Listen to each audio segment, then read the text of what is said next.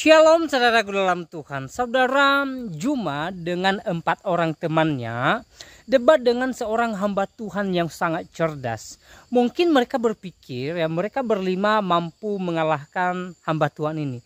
Namun tidak, saudaraku dalam Tuhan, mereka salah orang. Ternyata hamba Tuhan ini sangat luar biasa dipakai Tuhan, sehingga dalil dan data yang dia sampaikan tidak bisa dibantah oleh Juma dan kawan-kawannya.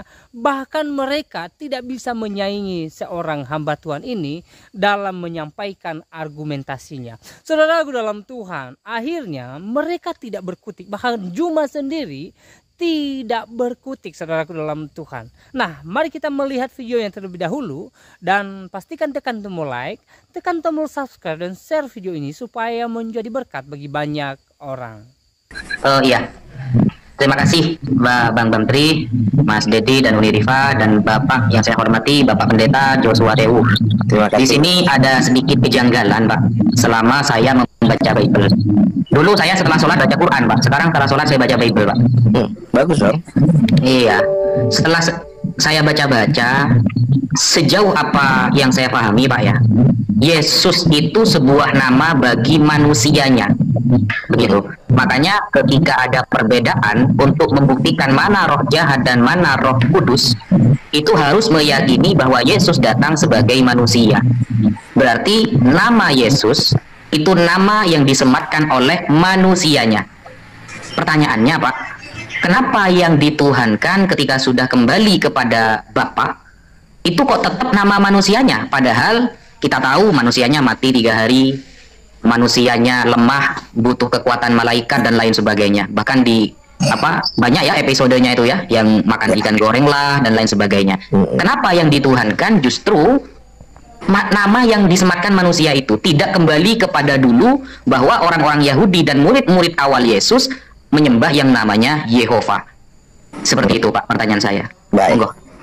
Jadi pertama, Pak, nama Yesus itu telah ditetapkan sebagai satu-satunya nama di kolong langit ini yang olehnya semua manusia diselamatkan kalau berseru kepada nama itu sebagai nama di atas segala nama.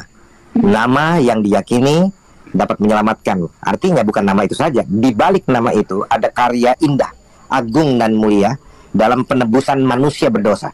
Supaya, bukan, saya tidak pernah menggunakan penebus dosa manusia. Saya orang yang bertolak belakang dengan 99% narasi Kristen yang dibangun bahwa Yesus penebus dosa manusia.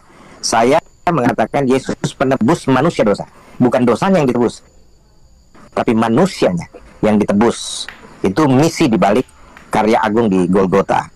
Nah, kenapa nama itu tetap dibawa sampai ke sorga? Karena nama itu telah dipatenkan, tidak ada nama lain. Nama yang dijanjikan kepada semua manusia, supaya barang siapa yang berseru kepada nama itu diselamatkan. Dari pertanyaannya, bagaimana dengan Yehova? Sebenarnya Yehova itu tidak asli Alkitab, termasuk Yahweh. Apakah pakai H atau tanpa H?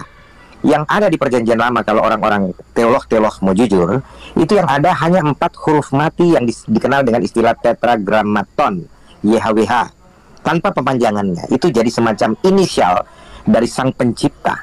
Jadi YHWH itu ya. Nah, itu sebabnya kalau Anda baca Alkitab dikatakan bahwa itu bukan nama yang ditetapkan untuk menjadi nama yang menjadi pokok keselamatan, bukan. Karena ada nama yang akan diberikan. Nah, ketika dia turun dalam keadaannya sebagai manusia dan dia memberi namanya sendiri dalam eksistensinya sebagai manusia penyelamat itu dengan nama Yesus, maka nama inilah yang menjadi nama paten dalam soal keselamatan, Pak. Itu. Kalau Anda periksa naskah perjanjian lama, naskah perjanjian baru, tidak ada nama lain selain nama Yesus. Sedangkan YHWH bukan nama. Bahkan orang Yahudi dilarang untuk berseru kepada nama itu, inisial itu. Kenapa? Karena orang tidak tahu bagaimana mengucapkannya sebenarnya. Nama itu tidak untuk diucapkan, tidak untuk diserukan. Makanya orang Israel asli, orang Ibrani, tidak berani memanggil dengan Yahweh, tapi memanggilnya dengan Adonai.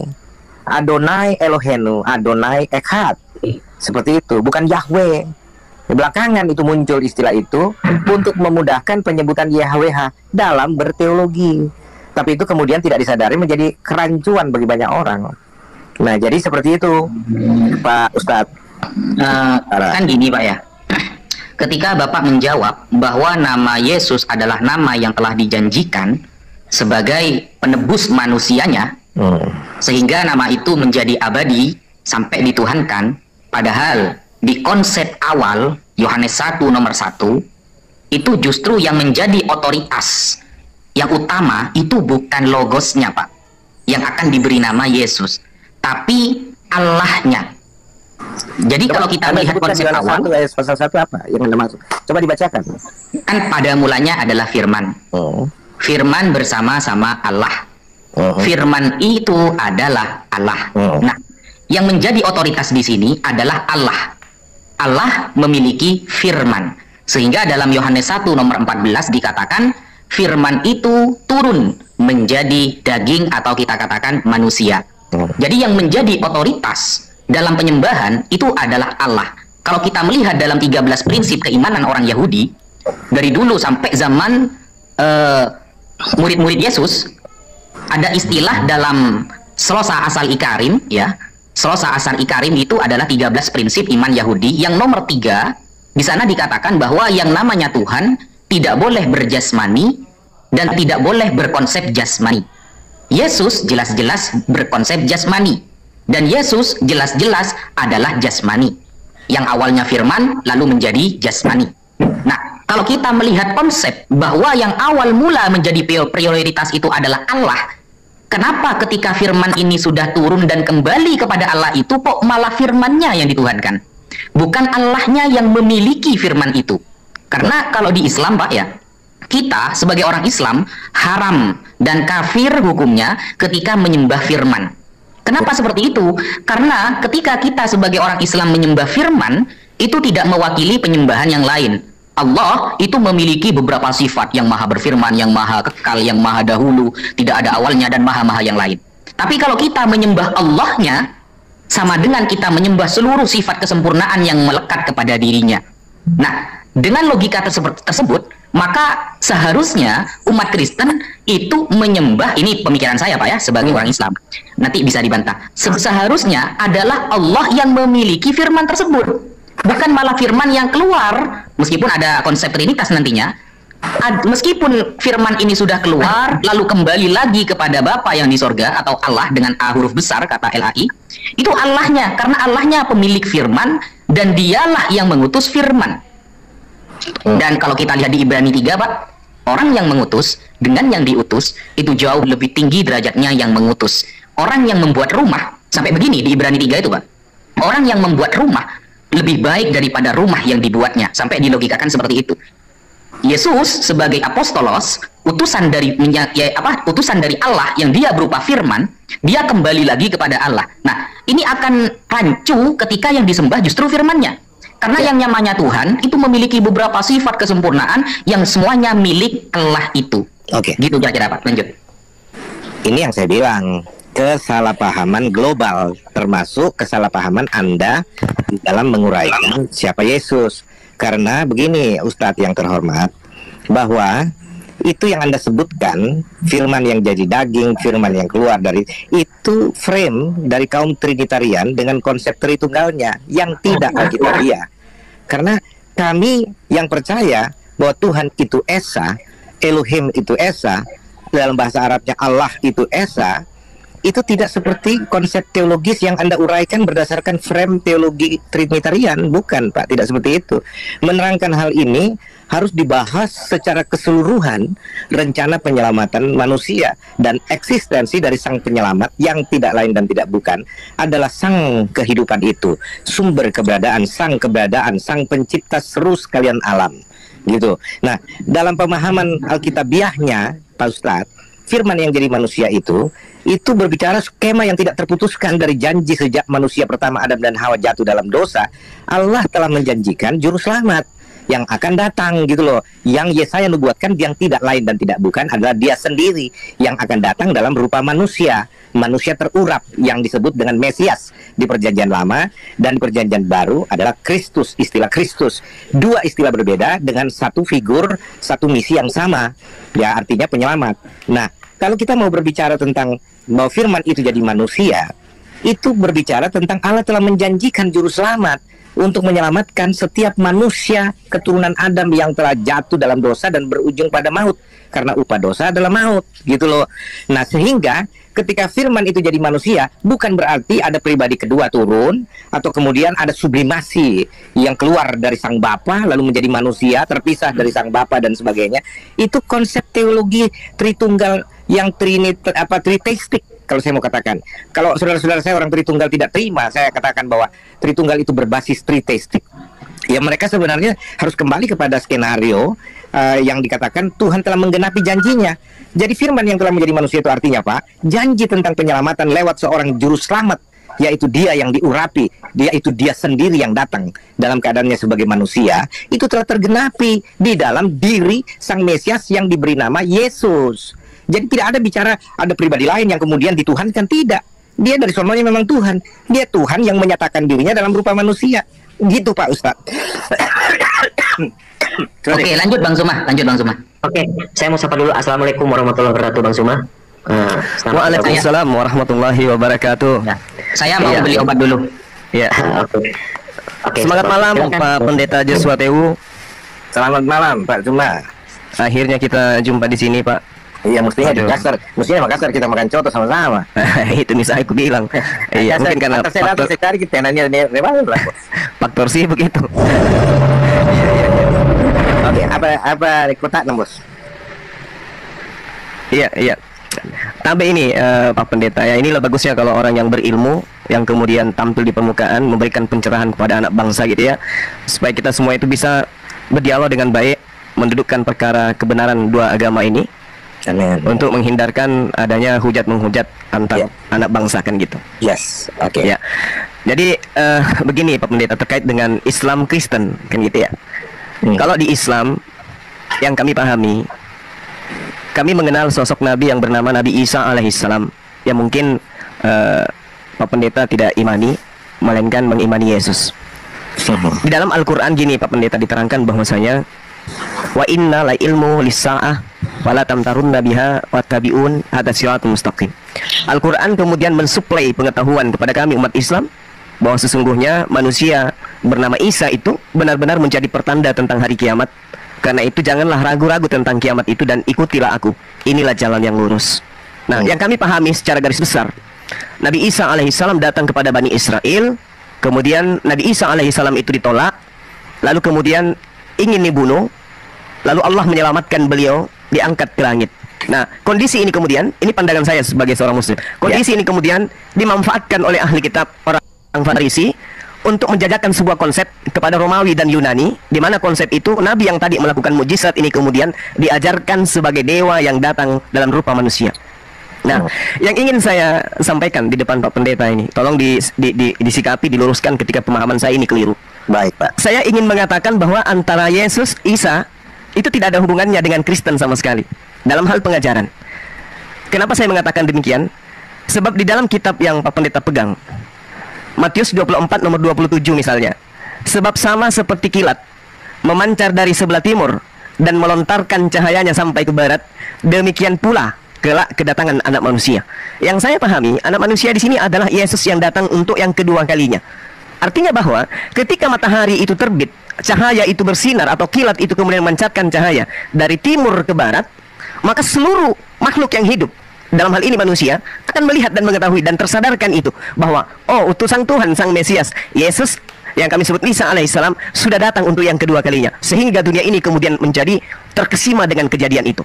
Karena ini adalah pertanda sesuai dengan Al-Quran, pertanda akan datangnya hari kiamat, maka manusia seluruhnya akan tersadarkan dengan adanya cahaya yang terlihat dari timur sampai barat ini. Tapi yang terjadi kemudian adalah yang disampaikan kepada kita dari teman-teman Kristen, tapi kami hargai itu adalah iman. Datangnya Yesus ke padang pasir pada saat ada ahli kitab bernama Paulus, orang Farisi, yang dia sendiri dengan orang-orang yang ada sekelilingnya yang melihat Yesus datang. Padahal kedatangan yang kedua itu belum, nanti setelah cahaya itu bersinar dari timur ke barat, yang kedua kali menurut Al-Quranul Karim. Tapi ternyata ketika Yesus mengatakan, berpesan, jangan kau mendengarkan, jangan kau mendekati, jangan kau percaya ketika ada orang yang berkata ada Mesias di sini, ada Mesias di sana, jangan kau percaya, kata Yesus. Tapi ternyata penilaian saya, pengakuan Paulus mengaku bertemu Yesus, siapakah engkau Tuhan, akulah Yesus yang kau aniaya, itu di luar konsep yang diajarkan oleh sosok Nabi yang datang kepada Bani Israel. Ajaran yang ditambah-tambahkan menurut saya sehingga melahirkan konsep Kristen. Ini pandangan saya, Pak Pendeta. Karena Anda orang berilmu, tentu memahami hal yang saya sampaikan. Saya mohon untuk dicerahkan, khususnya kepada saya yang mungkin salah dalam menilai itu. Silakan. Baik, saudaraku Pak Suma, saya sangat menghargai, sangat menghormati pemahaman akidah Islam yang Anda sebutkan tentang Isa Al-Masih yang berlandaskan Al-Quranul Karim. Saya tidak membantahnya. Artinya itulah kepercayaan Islam berdasarkan kitab suci Al-Quran. Nah, hanya jikalau Anda kemudian memparalelkan antara Al-Quran dan Alkitab seolah-olah itu satu warna, dan disinilah persoalan tafsirnya, bahwa apa yang Anda katakan atau dengan penuh rasa hormat, apa yang Anda kutipkan berdasarkan ajaran Al-Quran itu tidak diajarkan oleh Alkitab. Iman Kristen berdiri di atas bukan mitos para Yahudi, ahli Taurat dan orang Farisi, bukan. Iman Kristen dibangun berdasarkan kitab suci Alkitab Perjanjian Lama sampai Perjanjian Baru. Kitab Kejadian pasal 1 ayat 1 sampai dengan Wahyu 22 ayat 21. Nah, tidak ada kita mendirikan iman kami di atas story atau hikayat atau mitos yang ada di sekitar para Yahudi, orang-orang Farisi, ahli Taurat, termasuk seperti yang Anda bilang tadi, Pak Suma, soal konsep tentang Yesus itu dijajakan, ditawarkan kepada bangsa Romawi, ya, dan itu mitos yang berkembang pada saat itu, dan kemudian diparalelkan dengan Paulus adalah orang yang kemudian mengajarkan konsep yang salah, yang tidak diajarkan oleh Kristus sendiri. Nah, itu sebabnya saya katakan bahwa kalau kita berbicara mengkombinasi atau memixkan, mencampur adukkan antara pemahaman Al-Quran dan Alkitab, kita akan dikaburkan dengan hal itu.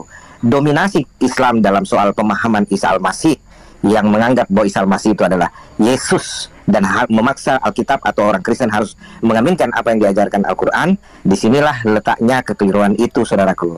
Nah, tapi saya sendiri sangat menghormati. Kalau begitu kepercayaan Islam, ya nggak ada masalah, silahkan. Disinilah yang bahasa Indonesia dari apa yang terkenal dengan ayat kum dinukum, apa ya, agamamu adalah agamamu, agamaku adalah agamaku. Begitu saya batang. Sederhana saja. Iya, baik. Sebelum kita lanjut, saya ingin tahu dari Pak Pendeta, apa nggak keberatan kita dialog kayak begini, Pak? Enggak, saya nggak keberatan sama sekali. Artinya, asal dialog itu dengan motif untuk mencari pengetahuan yang benar atau untuk mengkonfirmasi, kayak Bapak bilang, itu kan saya sangat hormati, sangat hargai Pak Suma. Ketika Anda bilang, kalau pemahaman saya salah, tolong diluruskan. Itu kan sportivitas yang patut dijunjung tinggi, patut dihargai. Makanya ketika Anda berbicara seperti ini, saya sangat menghormati, saya sangat memberikan apresiasi dan semua teman-teman yang lain. Saya justru kadang-kala bicara begini, maaf ya, tidak meremehkan saudara-saudari saya seiman. Kadang-kala saya merasa nikmat berdialog dengan saudara-saudara Islam seperti ini dibandingkan saudara-saudara Kristen yang bagi saya kadang-kala saya malu sendiri juga kalau mereka berdialog, berdiskusi, tapi kemudian emosional, anarkis, dan kemudian ketika kalah dalam pertarungan doktrin, teologi, misalkan, seperti Anda ketahui, saya banyak berseberangan dengan banyak orang Kristen masalah keesaan dan trinitarian ini. Ya, kemudian mereka tidak mampu mengalahkan saya secara argumentatif teologis, mereka menyerang pribadi, personal, membangun gosip, fitnah, dan lain sebagainya, pembunuhan karakter. Itu yang saya katakan amat sangat disesalkan. Sedangkan orang-orang Islam seperti Pak Suma dan yang lain-lain, ketika saya alami berdialog seperti ini, Uni Rifa, bahkan 7 orang teman saudara-saudara saya Muslim datang, kami bisa bersilaturahmi, kami bisa bersantap malam bersama dengan riang. Bukan berarti kita tidak mendiskusikan agama, iman, perbedaan, bahkan saling ajak-mengajak. Misalkan Uni Rifa suka bercanda, ini kesempatannya kayaknya Pak Yosua ucapkan 2 kalimat syahadat. Lalu saya bilang, oke, kita gantian, kamu terima Yesus, saya bimbing ya, dan tidak ada masalah, kita saling mengakrabkan diri tanpa perlu emosional, marah, anarkisme atau maki-maki dan sebagainya. Makanya saya katakan, Pak, saya betul-betul menikmati diskusi-diskusi seperti ini, Pak Suma. Silakan Pak Suma. Baik, Pak, makasih, alhamdulillah. Jadi sekedar diketahui oleh umat Islam dan juga teman-teman Kristen yang sempat melihat live kita ini, saya dengan Pak Pendeta dalam hal ini murni ya berdialog. Saya sengaja membawa Al-Quranul Karim supaya saya tidak melepaskan pandangan saya terhadap Kristen berdasarkan kitab suci yang saya imani gitu. Nah, kembali Pak, di dalam Al-Quranul Karim ini kan Al-Quran ibaratnya kalau kita menganalogikan Indonesia, maka Al-Quran ini adalah reformasi dalam pandangan saya sebagai orang yang sedikit belajar gitu. Kemudian Kristen itu adalah Orde Baru, dan Yahudi itu adalah Orde Lama kan gitu. Artinya kapasitas dari pandangan cakrawala keislaman saya itu bisa merujuk kepada dua pandangan sudut pandang golongan tadi. Nah, Al-Qur'an kemudian menceritakan seperti ini. A'udzubillahi minasyaitonirrajim. Bismillahirrahmanirrahim. Walamma ja'ahum kitabun min indillah musaddiqan lima ma'akum wa kanu min qablu yastaftihun 'alal ladzina kafaru falamma ja'ahum ma arafu kafaru bih lalu kemudian fala'natullah 'alal kafirin. Dan setelah datang kepada mereka Al-Quran dari Allah yang membenarkan apa yang ada pada mereka. Jadi Al-Quran membenarkan tentang adanya sebuah pemahaman atau wahyu yang diterima oleh kaum terdahulu. Padahal sebelumnya mereka biasa memohon kedatangan Nabi untuk mendapatkan kemenangan atas orang-orang kufur. Maka setelah datang kepada mereka apa yang telah mereka ketahui, mereka lalu mengingkarinya. Maka laknat Allah atas orang-orang yang ingkar terhadap itu. Nah, poin daripada ayat surah Al-Baqarah 89 ini kemudian saya temukan di ayat 42. Wala talbisul haqqa bil batil wa taktumul haqqa wa antum ta'lamun. Dan janganlah kamu campur adukkan yang hak dengan yang batil, dan jangan kamu menyembunyikan yang hak itu sedang kamu mengetahui. Apa poinnya kemudian?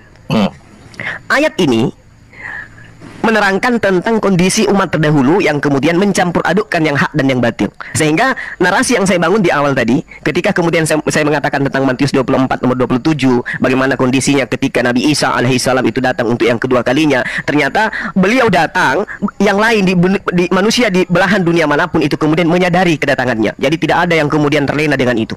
Sebab sama seperti kilat memancar dari sebelah timur dan melontarkan cahayanya sampai ke barat, demikian pula lah kedatangan anak manusia. Nah, terkait dengan pernyataan-pernyataan Pak Pendeta, di awal saya mendengarkan tadi tentang Tuhan datang dalam rupa manusia. Nah, inilah yang saya katakan, mohon maaf yang sedalam-dalam, inilah yang saya katakan bahwasanya adanya pertentangan keyakinan antara oknum yang kami sebut Nabi Isa alaihissalam, atau boleh saya setarakan sebagai Yesus dalam hal penyampai firman dan penerima firman, itu ketika datang kepada Bani Israel, sama sekali dia tidak pernah mengatakan dirinya seperti yang diimani oleh teman Kristen. Apakah Kristen itu salah? Menurut pandangan saya, Kristen itu tidak salah. Tapi dalam hal ini, konsep ini dihasilkan dari paradigma yang kemudian dijajakan kepada orang Romawi dan Yunani pada saat itu, dan hari ini teman-teman Kristen adalah korban. Itu pandangan saya. Sekali lagi saya mohon maaf. Saya tahu ini salah menurut pandangan Pak Pendeta. Ini salah pasti. Tapi izinkan saya untuk mengurai bahwasanya Kekristenan ini yang kemudian disebut di Antioquia pertama kali adalah sebuah karya yang dibangun oleh ahli kitab, orang-orang Farisi, kemudian yang menyeberangi lautan dan menjelajahi daratan untuk mentobatkan orang-orang non-Yahudi masuk ke dalam agama yang kemudian dibuat oleh ahli kitab. Sebagaimana yang diterangkan dalam Matius 23 nomor 15 itu.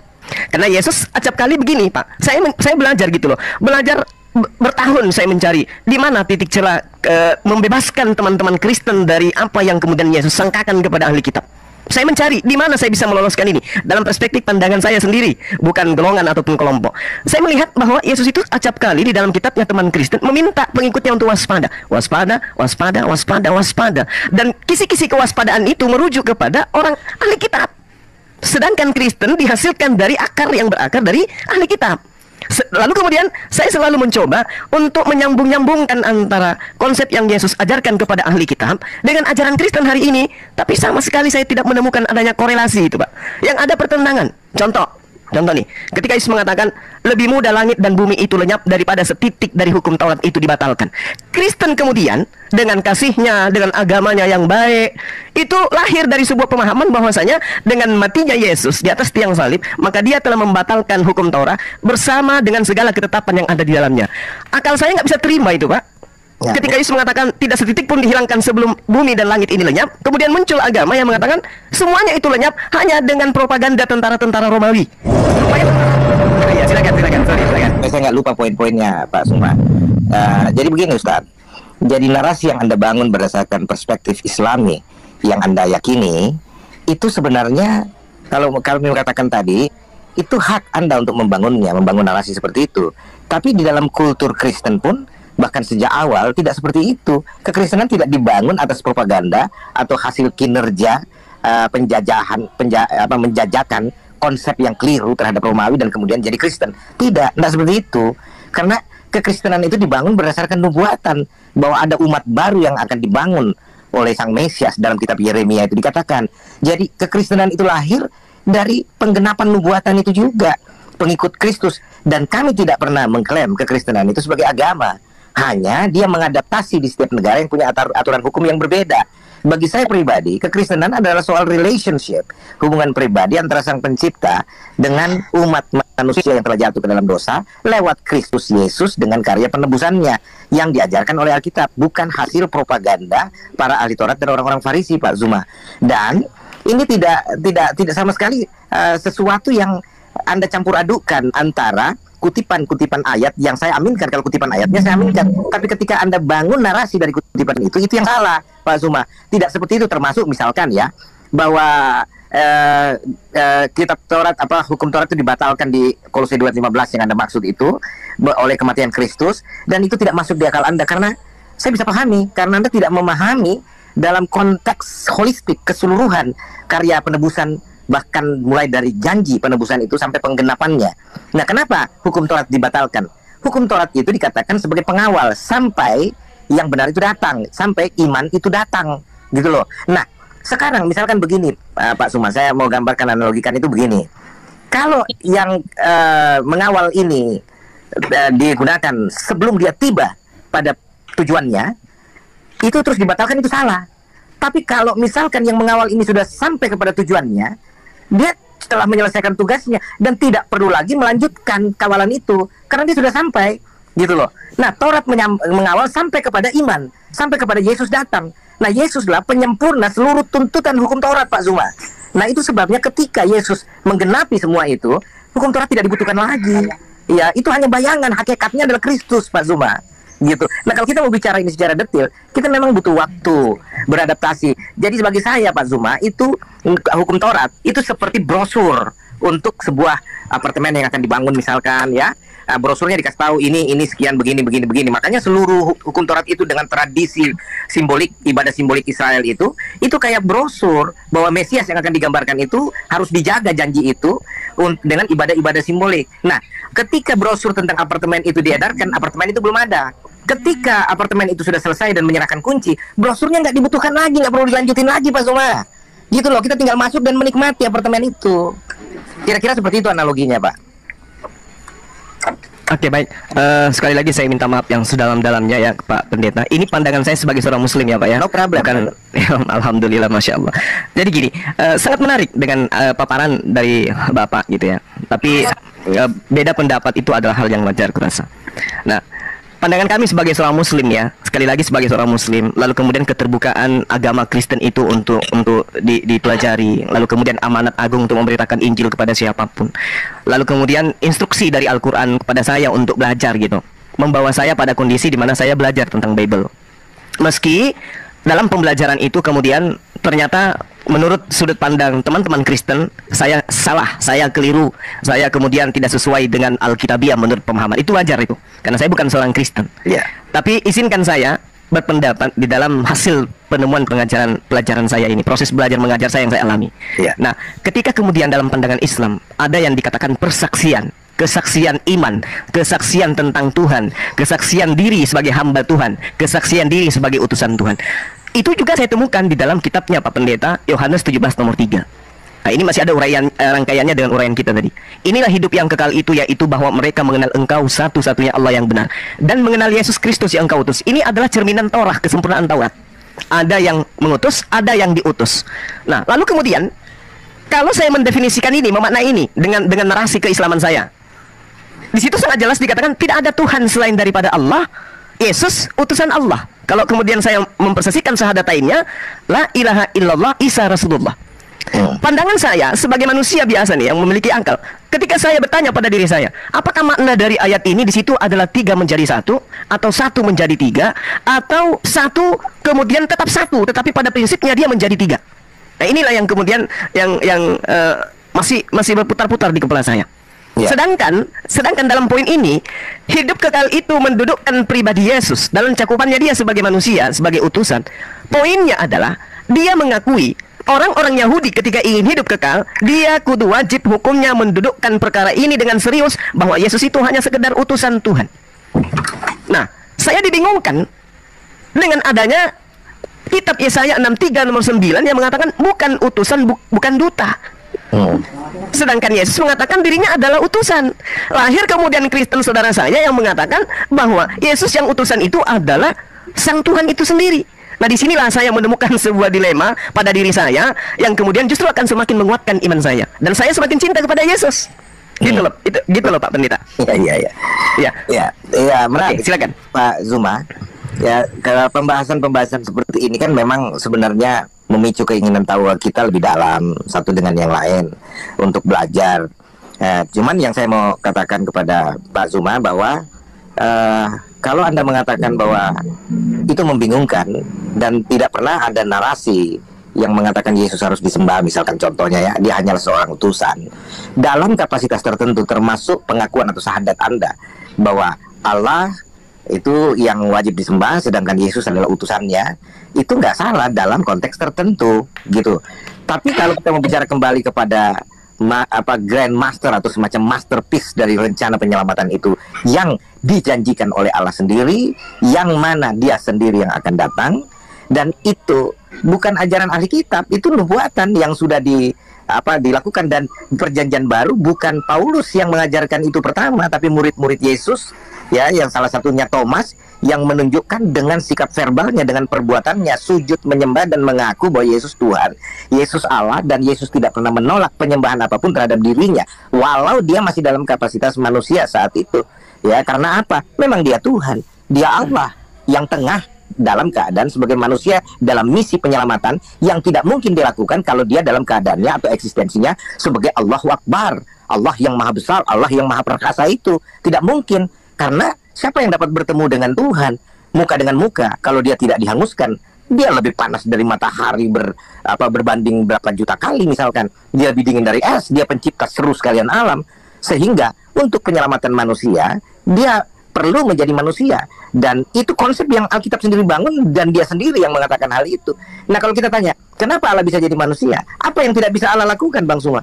Segala sesuatu tidak ada yang mustahil, termasuk dalam konsep penyelamatan yang dia prakarsai sendiri. Konsep penyelamatan itu bukan manusia yang memprakarsai, bukan Yesus secara terpisah dari Allah, tapi Allah sendiri yang memprakarsai, menginisiasi bagaimana menyelamatkan manusia yang telah jatuh dalam dosa, karena dia tidak menginginkan kematian orang berdosa, melainkan pertobatannya agar mereka kembali ke jalan rencana yang telah ditetapkan supaya mereka diselamatkan. Nah, Allah membenci dosa, Yesus membenci dosa, tetapi mengasihi orang berdosa. Itu sudah prinsip baku dalam kekristenan, Pak Suma. Sehingga kita perlu melihat ini rancangan secara global. Tidak ada tubrukan. Dalam kapasitasnya dia sebagai manusia penyelamat seperti yang dinubuatkan, ada beberapa ayat di Alkitab yang mengatakan hal itu. Bahkan dalam 2 Timotius 3:16 itu, 1 Timotius 3:16 itu,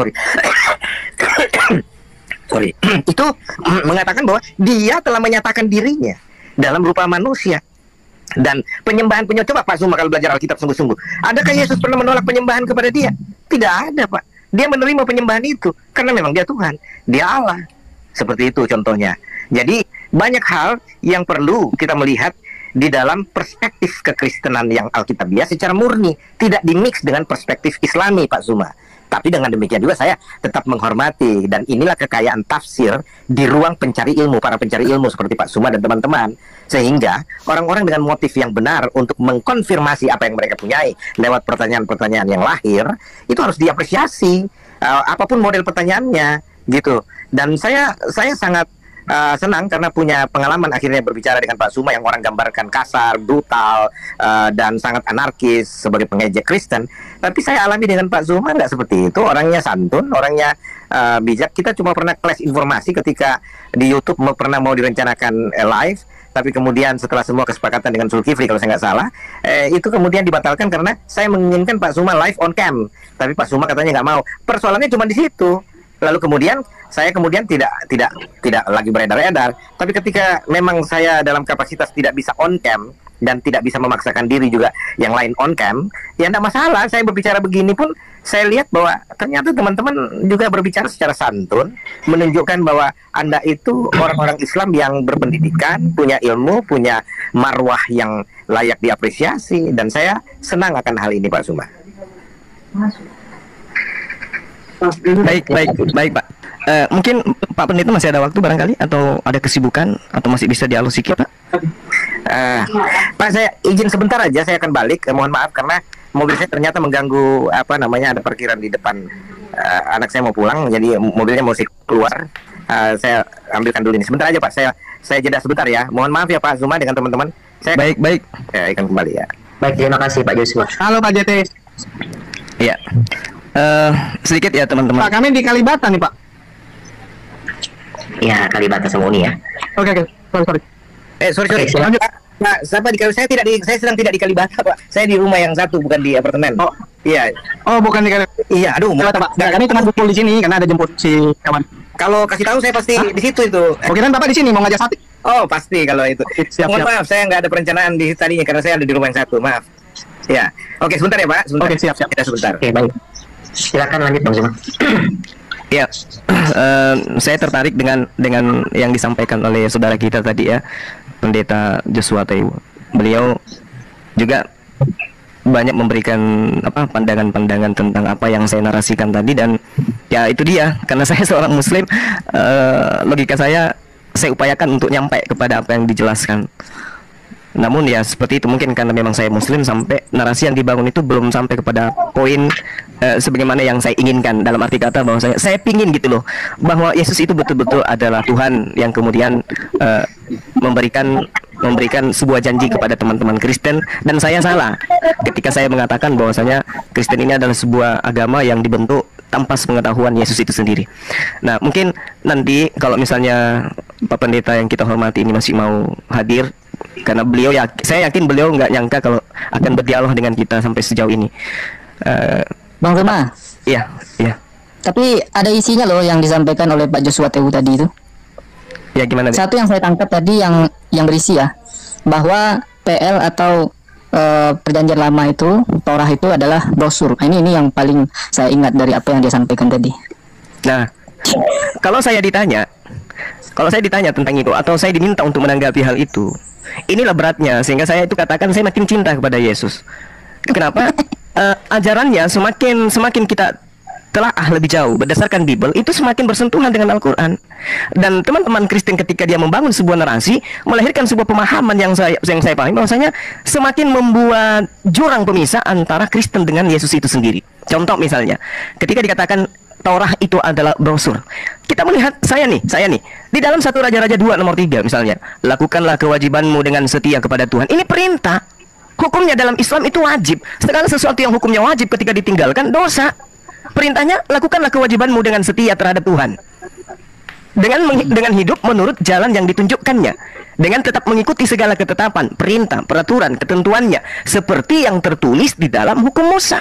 Tapi saudara kita tadi mengatakan hukum Musa itu yang ada di hukum Torah itu hanya brosur, sementara Tuhan memerintahkan wajib hukumnya. Nah, sekarang yang mana yang harus kita ikuti dan kita percayai, perintah Tuhannya atau apa yang dikatakan oleh brosurnya, yang dikatakan brosur? Sedangkan kalau kita berbicara, itu tadi yang berbicara adalah kitab di luar daripada yang dituliskan oleh Nabi Musa dalam pandangan teman Kristen. Lalu bagaimana yang dituliskan Musa? Misalnya di dalam Ulangan 11 nomor 1, haruslah engkau mengasihi Tuhan. Wajib. Ini lagi-lagi pandangan Islam. Kita kan bukan, mereka sahabat kita ini kan bukan Islam. Jadi cara pandang kita menyikapi sebuah perintah dengan mereka mungkin berbeda. Kalau umat Islam menyikapi ini, harus engkau mengasihi Tuhan, maka kedudukannya wajib. Dengan cara apa? Nah itu, dengan cara apa kita mengasihi? Ternyata data itu menerangkan dengan cara melakukan dengan setia kewajibanmu terhadap Dia, dengan senantiasa berpegang pada ketetapannya, peraturannya, dan perintahnya. Nah, di mana termaktub itu? Di hukum Taurat. Tapi ternyata hukum Taurat itu hanya brosur. Nah iya, makanya kalau ada kawan-kawan yang mengatakan tadi tidak ada poin yang bisa diambil dari apa yang disampaikan oleh Pak Pendeta Joshua Tewu itu, saya tegaskan lagi, ada poinnya tadi ya, bahwa PL itu adalah brosur. Nah, mungkin tahun 2024 nanti jadi spanduk. Terus gini, ada gambarnya kan? Adinda, tolong sedikit dari saya gitu ya. Nah, untuk menyelisih apa yang kemudian diterangkan di dalam 1 Raja-Raja 2 nomor 3, Ulangan 11 nomor 1, atau kita tambah 1 poin Yosua 1 nomor 7, bagaimana kemudian perintahnya kepada Bani Israel agar jangan menyimpang ke kiri dan ke kanan, melainkan tetap teguh terhadap pengajaran Musa. Itu kemudian kita melihat bagaimana dia mengambil contoh Thomas di dalam Yohanes 20 nomor 28. Di situ memang dikatakan bahwasanya avekrite Thomas kai eipen otomatis. Ho kurios. Nah, ini yang harus tapi saya rasa pendeta ini paham sampai ke sana. Thomas mengatakan kurios. Artinya kalau dia mengatakan kurios dan juga mengatakan theos, sama sekali itu tidak merujuk kepada Yesus. Kenapa saya mengatakan di sini? Karena jelas sekali pada data Yohanes 20 nomor 28 ini, kata kurios dan juga kata theos ini itu menggunakan bentuk nominatif. Artinya, saya sebagai orang Makassar nih, ya, paham betul bahwa untuk subjek yang dibicarakan tidak ada di tempat. Berarti Thomas tidak sedang berbicara dengan oknum yang ada di depannya sebagai ungkapan bahasa tadi. Kurios, theos, tapi merujuk kepada oknum yang ada di luar sana. Makanya Yesus nggak menampik, Yesus tidak menolak, Yesus tidak mengatakan, oh aku bukan theos, oh aku bukan kurios. Yesus tidak menampik itu. Kenapa? Karena Yesus paham sekali kata kurios dan theos itu bukan untuk dirinya, tetapi untuk sang Dia yang telah mengutus dirinya. Contoh misalnya di dalam Matius 27 nomor 63. Dan mereka berkata, Tuhan, kami ingat bahwa si penyesat itu sewaktu hidupnya berkata, sesudah 3 hari aku akan bangkit. Nah, kata Tuhan di sini itu kurie. Artinya itu subjeknya jelas merujuk kepada Yesus, bukan kepada esensi di luar Yesus yang mengatakan kurios tadi. Ini kurie artinya merujuk kepada dirinya. Maka akan berubah kemudian dari nominatif ke vokatif. Dan saya rasa seorang pendeta terpelajar seperti Pak Pendeta Joshua itu pasti ngerti. Bukan kurios, tapi kurie yang harus ditujukan kepada Yesus ketika Thomas mengatakan, oh Yesus itulah Tuhannya, Yesus itulah Allahnya, Yesus itulah pencipta langit dan buminya. Tapi faktanya tidak. Dia mengatakan kurios, bukan kurie. Dia mengatakan theos, bukan kepada theon dan seterusnya. Ini artinya bahwa Yohanes 20 nomor 28, Yesusnya ada di depan Thomas. Sementara kenapa Thomas tidak mengatakan kurie, malah mengatakan kurios?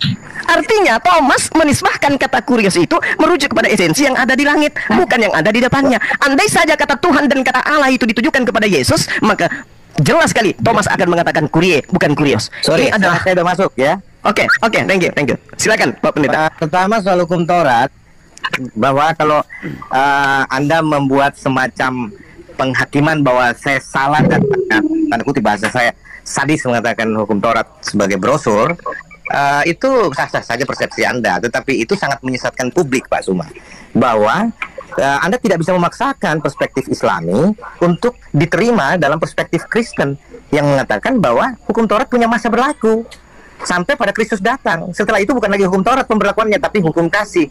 Dan perintah itu harus dilakukan sampai yang dinubuatkan dalam hukum Taurat itu tiba, yaitu Yesus.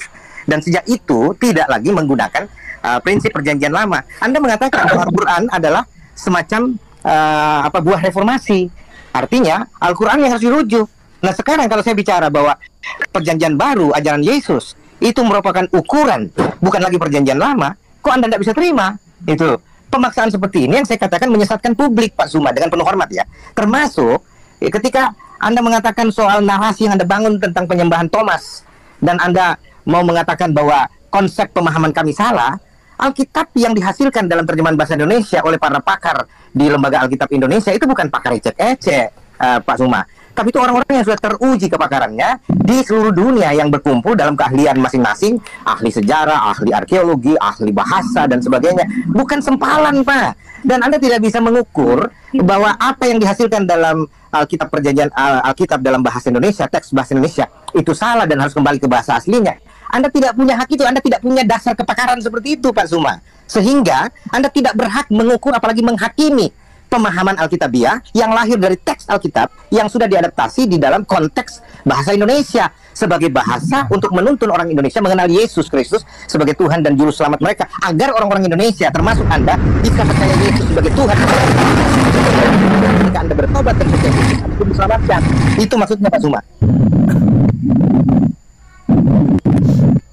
Baik. Terima kasih Pak Pendeta. Sekali lagi saya minta maaf. Itu narasi internal yang kubangun tadi setelah Pak Pendeta keluar dari sini sejenak. Ya bukan di depan Pak Pendeta, namun ternyata Pak Pendeta itu nyimak. Jadi gini Pak.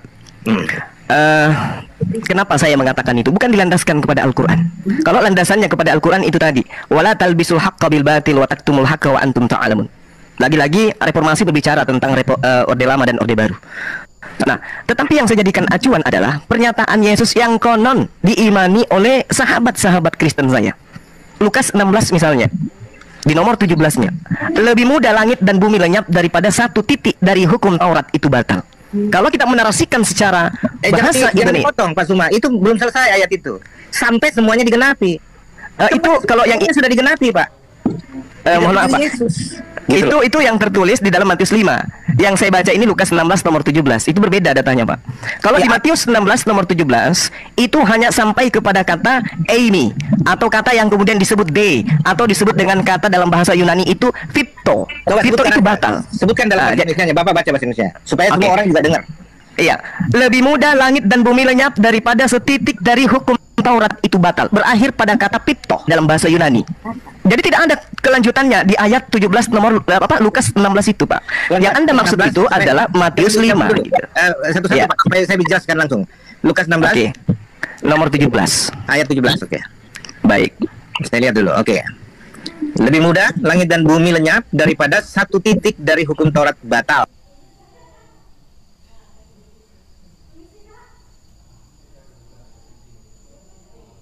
Oke. Terus Matius 5 ayat 18 padanannya.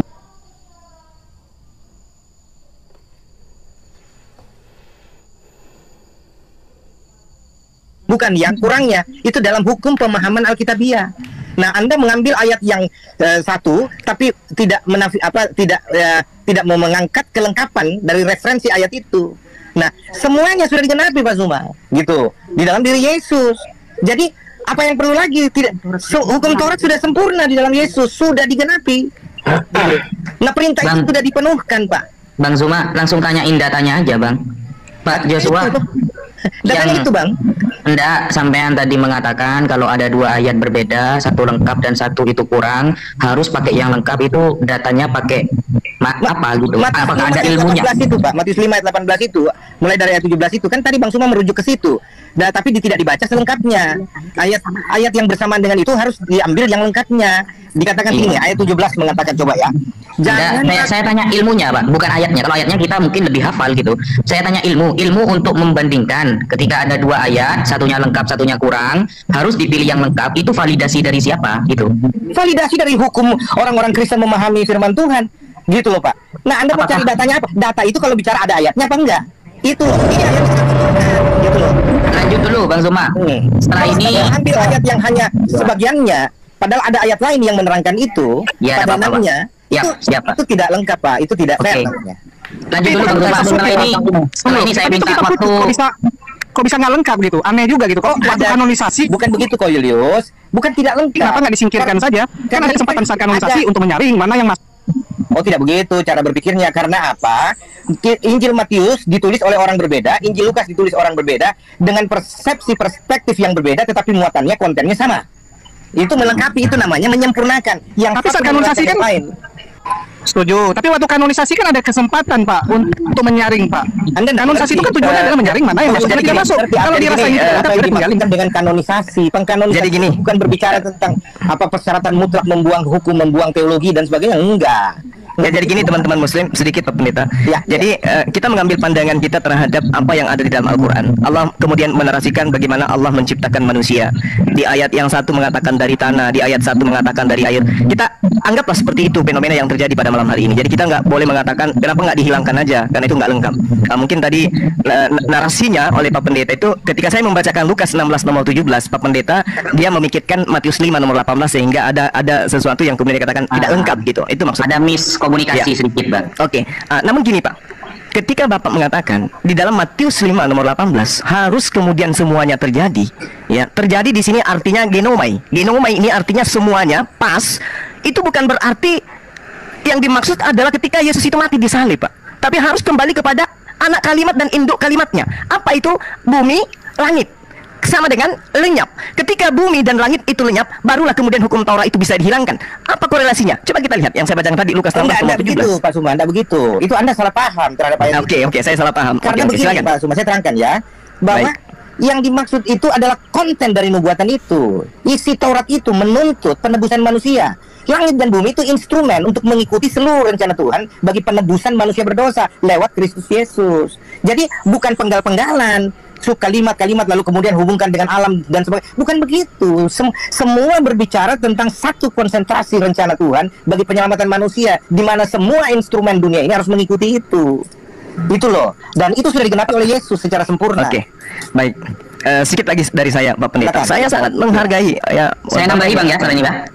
Ya, saya sangat menghargai itu. Lagi-lagi saya mengatakan saya berdiri di sini hanya sebagai seorang muslim, bukan sebagai seorang Kristiani yang kemudian menyelisih pendetanya, bukan. Jadi ketika ada pandangan yang berbeda itu wajar. Jangan menjadikan kemudian seperti saya dengan teman-teman Kristen lainnya itu nyahut-nyahutan oleh karena adanya tendensi saling ingin mengunggulkan argumentasi. Oh, tidak. Karena Bapak adalah seorang pendeta yang saya hormati. Gini Pak, ketika Bapak mengatakan hal yang Bapak ucapkan terakhir tadi, Yesus itu menggenapi dan menggenapi, sehingga dunia harus tahu seperti apa kemudian ini. Tapi yang saya temukan sebagai seorang muslim di dalam belajar Bible, Yesus datang, dia menjajakan keselamatan itu hanya dengan mentaati perintah Tuhan. Bahkan Pak, yang saya temukan di dalam Matius 8 nomor 4, Yesus itu justru memerintahkan orang melakukan persembahan seperti persembahan Nabi Musa. Dan tidak pernah kemudian dia mengatakan persembahan seperti yang diimani teman Kristen. Malah nih, terakhir dari saya, malah nih Pak, ketika kita melihat pernyataan iblis di dalam Matius 4, ketika dikatakan ada tertulis Tuhan akan mengirim malaikat untuk menantang engkau ketika engkau itu adalah anak Theos, ya, ada tertulis bahwa dia akan menantang engkau di tangannya agar kakimu tidak terantuk kepada batu. Saya sebagai orang yang belajar, saya selidiki kitab Bapak dan memang ada tertulisnya di Mazmur 91 bahwa mengirim menantang anak Tuhan di tangannya supaya kaki anak Tuhan tidak terantuk kepada batu. Betul iblis ini. Tapi ketika kemudian saya melihat di dalam Lukas 24 nomor 44 sampai nomor 46, ketika Yesus mengatakan ada tertulis di Mazmur,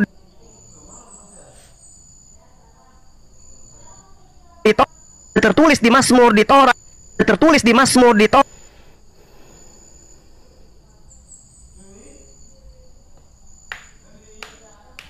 lalu kemudian dikatakan dalam kitab para nabi bahwa dia akan bangkit, dia akan mati dan bangkit pada hari ketiga di antara orang-orang mati. Saya cari bolak-balik Pak dari Kejadian sampai Wahyu, saya tidak menemukan itu tertulis. Artinya gini, iblis itu lebih akurat pemberitaannya daripada, mohon maaf, daripada apa yang dikatakan oleh Yesus. Atau Lukas dalam memberi catatan ini tidak menemukan data itu di dalam kitabnya orang Yahudi, sehingga ada ketimpangan yang terjadi. Nah inilah makanya saya katakan ketika Bapak mengatakan kesempurnaan itu adalah ketika Yesus itu sudah disalibkan di atas tiang salib.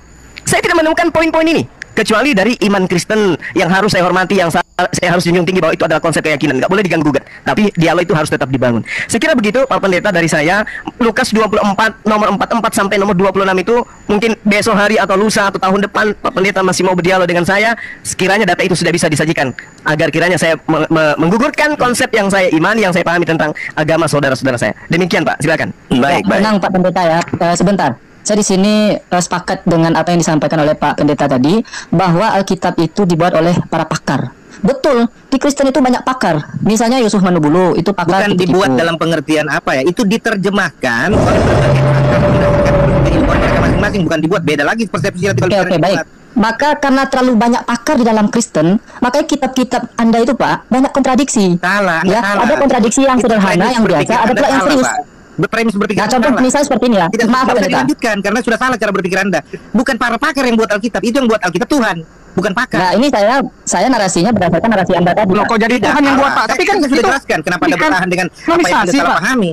Enggak, ini bukan narasi baru. Jelaskan bahwa tidak begitu maksud saya. Anda tidak lagi boleh berpijak pada apa yang Anda salah tafsir.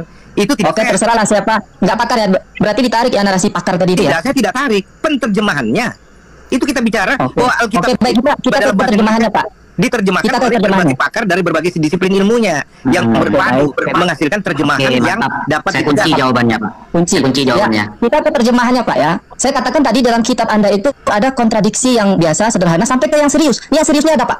Yang seriusnya misal Anda lihat di Ezra 2.5 dengan Nehemia 7.10. Dalam Ezra itu jumlah anak Arah itu tertulis berapa? 775 orang. Tetapi dalam Nehemia berapa? Dituliskan oleh penerjemah 652 orang. Ini kalau Anda tanya sebentar lompat sini, lompat sana, lari sini. Kan ini berdasarkan narasi Anda, Pak. Ini tidak berbicara tentang dialog yang sehat. Kalau kita berbicara satu topik, kita selesaikan dulu. Baru kita lanjut ke topik yang berikutnya. Misalkan kayak Bang Suma, saya belum selesai menjawab, Anda sudah potong. Jadi seolah-olah apa yang dinarasikan Bang Suma itu benar semua. Enggak seperti itu, Pak. Enggak, saya membenarkan malah perkataan Anda. Bukan. Bahwa penerjemah kitab Anda itu berdasarkan para pakar gitu. Saya harus menjelaskan dulu. Misalkan contoh Matius 8 ayat 4 itu. Lalu Yesus berkata kepadanya, ingatlah jangan engkau memberitahukan hal ini kepada siapapun, tetapi pergilah perlihatkan dirimu kepada imam dan persembahkanlah persembahan yang diperintahkan Musa sebagai bukti bagi mereka. Ini Bang Zuma tarik secara linier apa yang harus diselesaikan dalam konteks hukum Taurat, lalu kemudian memaksakan orang-orang Kristen melakukan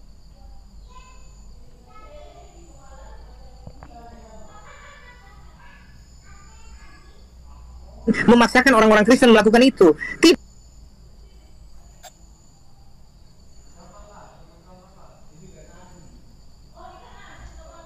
Itu tidak begitu cara berpikirnya,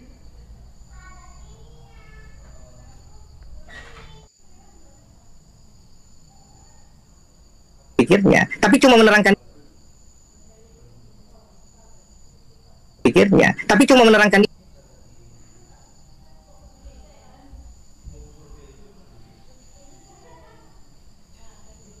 Saya perlu menggali semua buktinya, menyodorkan kepada Anda, dan tidak cukup dengan dialog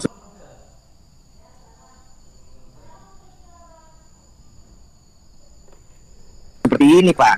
Nah, itu sebabnya ini diskusi seperti ini hanya untuk kita memberikan semacam pemahaman bahwa kekristenan itu sedikit Pak ya, tadi saya sedikit hampir tergugah loh Pak dengan pernyataan jenengan yang sangat saya hormati ketika jenengan mengatakan Yesus Tuhan gara-gara Yesus membiarkan murid-muridnya menyembah dia. Itu di ayat mana itu Pak? Saya kok baru tahu itu. Yohanes 20 ayat 28 Pak, 27 ayat 28. Ketika Thomas sujud dan mengakui bahwa Yesus Tuhan, Yesus Allah dengan menyebut Yesus ya Tuhanku, ya Allahku. Dan Yesus meneguhkan penyembahan itu dengan berkata, karena kau sudah melihat aku, maka engkau percaya. Tapi berbahagialah mereka yang tidak melihat namun percaya. Percaya apa? Apa yang diakui. Seperti itu. Itu konsep pemahaman Kristiani berdasarkan Alkitabnya. Oke, tidak apa-apa Pak. Itu sangat saya hormati jawaban jenengan Pak. Bapak Pendeta Yesua pernah baca original teksnya nggak Pak? Yunaninya? Saya mau kasih tahu, tidak ada gunanya Anda mau menyeret soal baca teks aslinya atau apanya semuanya. Karena semua bahasa Indonesia ini dalam terjemahan Alkitab itu bersumber dari bahasa asli yang sudah dikomunikasikan oleh para pakar bahasa di Lembaga Alkitab Indonesia yang kami percayai, yang sudah mewakili kontekstualisasi berpikir untuk orang-orang Indonesia bisa memahaminya. Konteksnya adalah bahwa orang bisa dibawa kepada pengenalan akan Tuhan secara baik dan benar, dan juru selamat tunggal selain Yesus tidak ada. Temanya itu. Kalau Anda berluas ke segala macam, itu nggak ada gunanya. Kalau Anda bilang begini, harus bahasa asli. Tidak semua orang Arab percaya Al-Quran. Padahal itu bahasa dari Al-Quran, dari bahasa Arab. Contohnya, orang Ibrani, bahasa perjanjian lama. Tidak semua orang Ibrani percaya Yesus, percaya Yahweh misalkan. Soalnya pun Yunani. Jadi tidak ada korelasinya pertanyaan Anda, Pak. Soalnya gini Pak, kalau kita sampai tidak tahu bahasa aslinya, meskipun sudah diterjemah para pakar, ini akan menyebabkan miskomunikasi Pak. Maksudnya miskomunikasi begini. Miskomunikasi bagaimana gini, Pak? Berarti Anda juga harus meragukan terjemahan Al-Quran. Bentar Pak ya, saya jelaskan ya. Begitu pertimbangannya Pak. Ini Pak, kalau sampai di dalam Yohanes ya 20:28 itu dimaknai menyembah Yesus, berarti dalam Kejadian 23 nomor 7 di sini dikatakan begini Pak. Kemudian bangunlah Abraham lalu sujud kepada Bani Het. Nah, ini kalau kita lihat antara original teks Kejadian 23 nomor 7 dengan Yohanes 20:28 itu sama menggunakan kata dalam Yunani ini Pak ya, proskuneo. Proskuneo ini bukan menyembah menjadi dituhankan Pak. Anda tunggu dulu Pak. Itu enggak bisa tunggu dulu. Beda konteksnya Pak. Anda tunggu dulu. Iya, saya jelaskan dulu Pak ya. Anda mau paksakan dengan anak manusia. Itu enggak sama kata anak, tapi tidak bisa dikenakan dengan semua konteks. Nah, itu yang saya gini Pak. Anda. Di dalam Yunani, kata sembah Yohanes dan Kejadian itu sama menggunakan proskuneo Pak. Ya. Nah, ini maknanya bukan penyembahan sebagai Tuhan Pak. Ini maknanya bersujud untuk penghormatan, karena kalau dimaknai penyembahan sebagai Tuhan, maka miskomunikasinya Abraham sedang menyembah Bani Het nanti Pak. Karena di sini sama-sama menggunakan original teks proskuneo Pak. Tidak bisa Anda linear seperti itu Pak. Tidak bisa Anda mengeneralisasi kata proskuneo untuk semua konteks. Bisa dengan berbagai macam konteks. Ada, monggo disodorkan Pak. Di mana saya harus bukti bahwa Yunani proskuneo itu bisa bermakna sujud penghormatan sebagai Abraham kepada Bani Het, dan sujud bermakna penyembahan sebagai Tuhan. Di mana datanya itu Pak? Alkitab, datanya adalah Alkitab. Baca seluruh Alkitab supaya Anda paham dengan baik dan benar. Saya mohon maaf Pak, saya mau beli obat dulu Pak, lanjut. Saya sudah ditunggu Pak, mohon maaf karena ini berkembang. Saya tidak mau beli obat terus. Ini saya jual selompak nih Bang. Pak Pendeta Apa yang dibahas oleh seorang hamba Tuhan yang sangat luar biasa, sangat cerdas, ya, menguasai sejarah dengan lawan bicaranya yaitu Juma dan kawan-kawannya. Nah, saudara dalam Tuhan, inti pembicaraan mereka adalah tentang Yesus sebagai Tuhan atau Allah menjadi manusia. Nah, Juma dan kawan-kawannya bertanya bagaimana masuk akal Allah menjadi manusia. Mana mungkin Allah menjadi manusia? Nah, saudara dalam Tuhan, memang kalau dipikir secara manusia itu mustahil, saudara dalam Tuhan. Tapi bagi Tuhan tidak ada yang mustahil. Apalagi Allah datang ke dunia ini untuk memberikan kasih-Nya kepada orang yang percaya kepadanya, untuk memberikan nyawanya kepada orang percaya kepadanya, untuk membawa orang percaya kepadanya masuk ke dalam kerajaan sorga. Jadi saudaraku dalam Tuhan, sebenarnya tidak mustahil Tuhan menjadi manusia. Ya, sekali lagi tidak ada yang mustahil bagi Tuhan. Ya, jadi Allah menjadi manusia di dalam Yesus Kristus itu merupakan hal yang sangat rasional dan juga bukti bahwa Allah yang kami sembah di dalam Yesus Kristus, atau Allah yang kami sembah sebagai umat Kristen, adalah Allah yang penuh kasih. Ya, Allah Bapa murka terhadap dosa, dan Yesus Kristus merupakan pribadi kedua dari Allah itu sendiri, datang ke dunia ini menanggung dosa manusia. Sehingga saudaraku dalam Tuhan, setiap orang yang percaya Yesus adalah Tuhan, ya, tidak binasa, melainkan beroleh hidup yang kekal. Ya, Yesus memberikan jaminan keselamatan bagi orang percaya. Yesus mengatakan bahwa orang percaya pasti masuk surga. Bahkan Yesus sendiri yang akan membawa orang percaya ke dalam kerajaan surga yang Dia sediakan bagi mereka. Bahkan Yesus sendiri adalah penyedia daripada surga itu sendiri. Merupakan bukti bagi kita bahwa Yesus adalah Tuhan itu sendiri.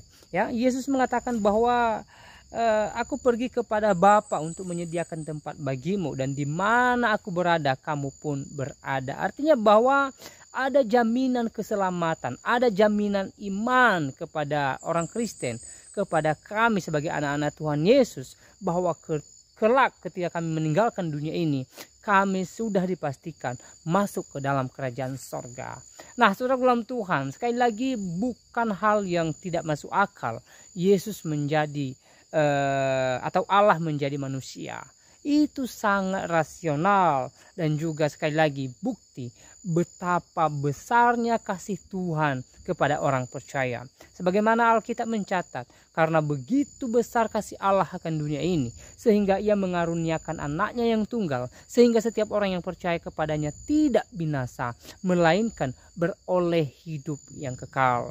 Yesus datang ke dunia ini memberikan hidup yang kekal kepada orang yang percaya kepadanya. Jadi saudara dalam Tuhan, sebagai anak-anak Tuhan, kami bersyukur di mana Allah kami yang penuh kasih datang ke dunia ini, rela mengalami hal yang tidak terpuji, bahkan Dia diperlakukan tidak adil, bukan karena dosanya, tetapi Dia rela menanggung semua itu demi kami umat percaya kepadanya. Jadi dalam Tuhan, di video tadi juga ya Juma mengutip beberapa ayat Alkitab dan menjabarkannya, dan selalu saya sampaikan bahwa ketika Juma mengutip ayat Alkitab ya, lalu dia menjabarkannya, dia menafsirkannya, sebenarnya kalau saudara perhatikan dengan betul, maka penafsirannya salah. Penjabaran Juma terhadap Alkitab itu salah, saudara dalam Tuhan ya. Juma tidak pernah belajar Alkitab dengan benar. Dia tidak pernah belajar ke sekolah tinggi teologi Kristen. Ya, dia hanya sekedar baca Alkitab tanpa melihat latar belakang ayat itu, tanpa melihat makna ayat itu, tanpa melihat tujuan daripada ayat itu. Yang penting bagi Juma, dia mencopot ayat, dia mengutip ayat, dia sampaikan, entah itu penafsirannya benar atau tidak. Dia tidak peduli dengan itu. Sehingga ketika dia menafsirkan Alkitab, selalu saja tidak sesuai, selalu saja salah, selalu saja tidak pada tempatnya. Makanya sering saya sampaikan bahwa lebih baik Juma tidak membahas Alkitab, karena tidak ada gunanya ya. Tidak ada gunanya dan tidak menjadi berkat ketika Juma dan orang-orang yang tidak mengerti Alkitab membahas Alkitab.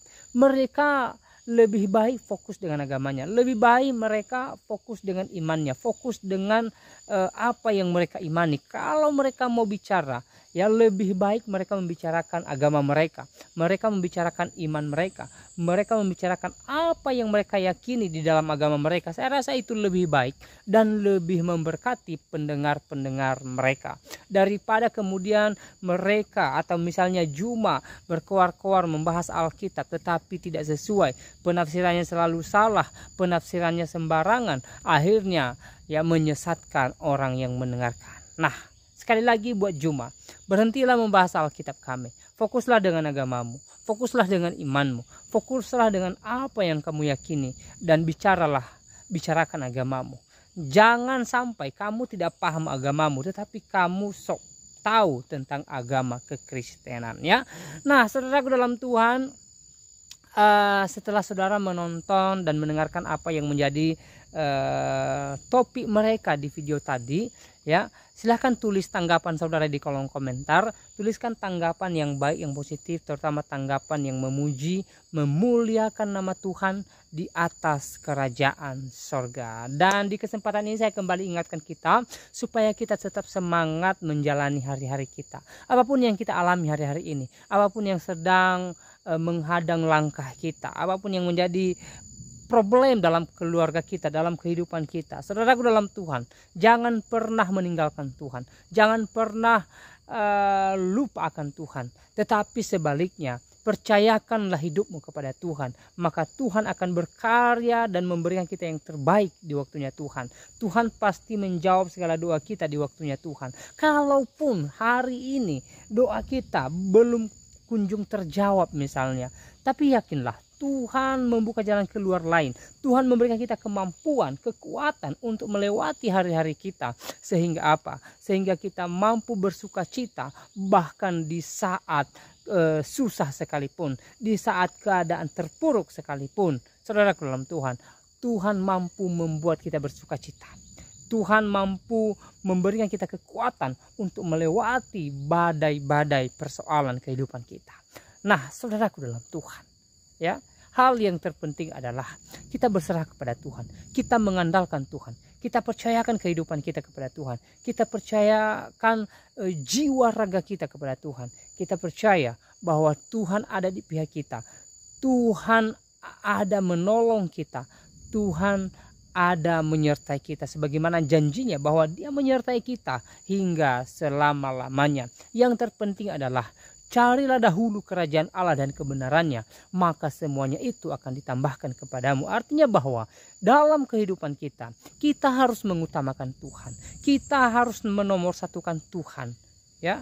Dalam segala aspek kehidupan kita, mari kita jadikan hidup kita sebagai kemuliaan bagi nama Tuhan. Sehingga melalui hidup kita, nama Tuhan dipuji dan dimuliakan.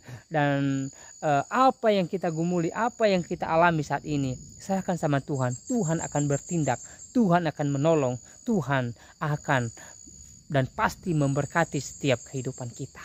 Saudaraku dalam Tuhan, saya tidak terlalu panjang lebar menyampaikan pesan melalui video ini. Semoga video singkat ini memberkati kita, menguatkan iman kita, dan Tuhan Yesus Kristus memberkati kita sekalian. Shalom.